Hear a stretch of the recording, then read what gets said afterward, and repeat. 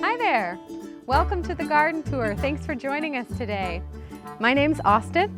I'm an educator, a naturalist, and a gardener. I'm transplanted here from zone 6A to zone 8A, for those of you familiar with your hardiness zones.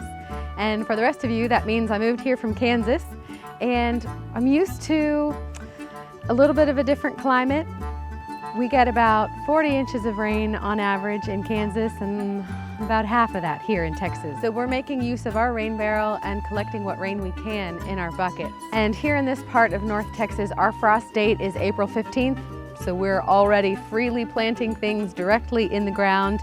And I'm excited to share with you what's gone into this garden and what's coming up from it this May. Are you ready to take a look? Come on.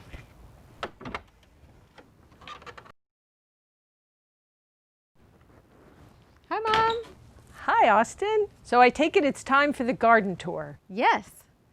How about starting us off by introducing yourself? Sure.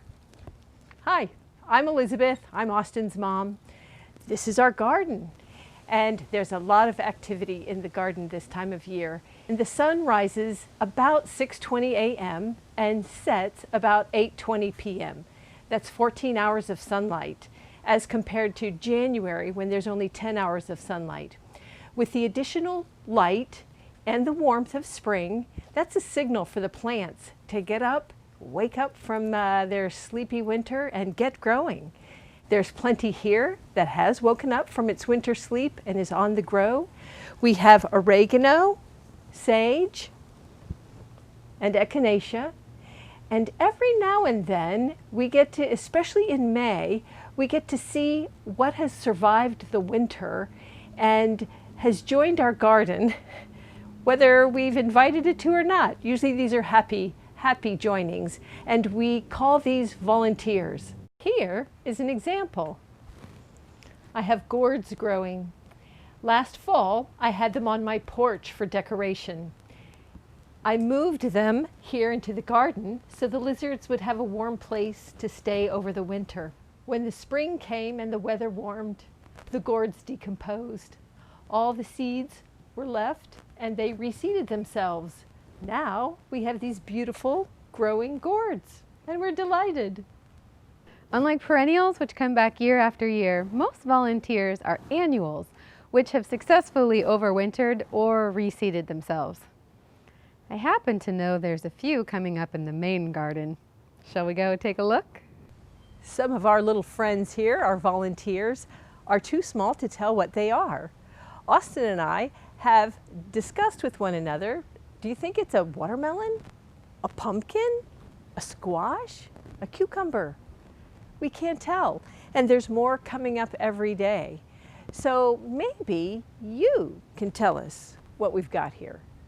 I've put in basil, tomatoes, several plants of each, fennel, and lots of seeds of lettuce that I have not seen hide nor hair yet. And I've also, here and there, put in a few vinca to attract the pollinators. So Austin, would you like to tell us what's going on in this corner of the garden over here? So I'm really excited about this. We have two plants here that have flowered and are going to seed. This is a cabbage that I planted last year. It has decided that it's happy here, so it's sent up flowers and now is developing these beautiful little seed pods. Break one off here for you to see. And so we will have seeds from our cabbage plant. This is sorrel and it's huge. I've had sorrel growing in containers for years. It's never gotten this big. This is gigantic.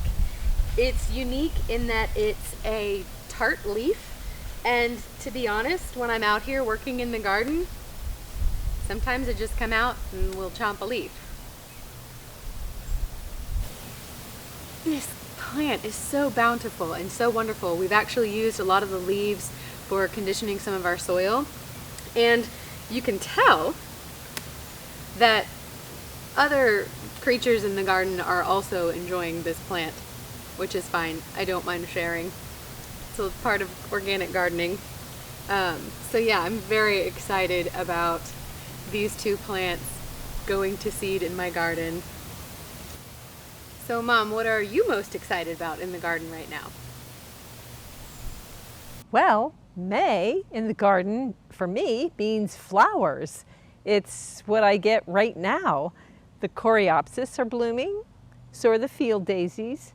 The lilies have opened their trumpeted faces. I have yarrow, and the lavender's getting ready to bloom, not to mention all the other early spring bloomers that have kind of come and will come again, chrysanthemums, and even the alyssum, certainly the irises, and I'm sure there's plenty more I haven't even mentioned.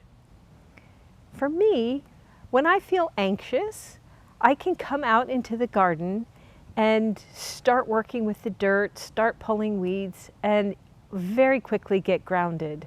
It's almost like I come into an alternate reality when I'm back here, a different world, so to speak.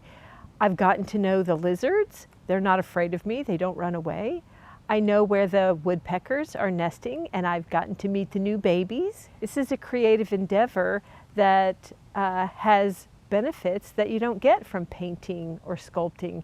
You literally get to see something grow, and the gift is the fruit that it has for you. It is a lot of fun, but also very meaningful for me to be able to come outside into the garden and enjoy the rhythm of the seasons, the cycles of the earth. It makes me feel like more of a part of the planet when I get to be out here participating in what the planet allows at any given time.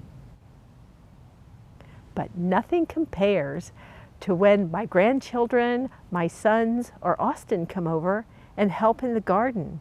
It's like a venue for family time and learning and activity, better than anything else I could do in the house.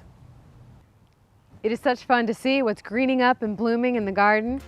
For even more excitement, make a plan to visit Grapevine's Botanical Gardens at Heritage Park. It's a favorite spot for a walk or to have a picnic. Every season there's something different popping up in the gardens. Thanks for joining us for this tour of our garden today. We'll see you next time.